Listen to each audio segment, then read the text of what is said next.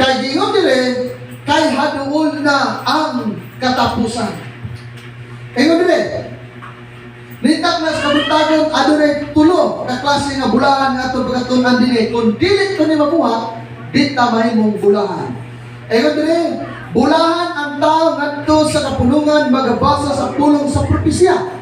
Sa uban nga mga version nito, bulahan ang tao nga magabasa sa iyang mga pulong. Ano na? Bulahan ang tao nga magabasa sa iyang mga pulong. Buot pasabot, gipakabulahan sa Dios ang mga tao nga nagbasa sa iyang mga pulong. Bulahan. Na naman, o sa gisulti sa Biblia, mas maayo pa ang pagpatalingog kaysa paghalad. Dire, na-style ang usahay, nga dita ganahan, usahay magpatalingog. Rita, maminata, kaya dita patalingog, dita bulahan Bulahan ang tao nga nangangadto sa kapunungan, magabasa sa mga pulong sa propesya. Kung saan yung kapunungan? Mga tao, bulahan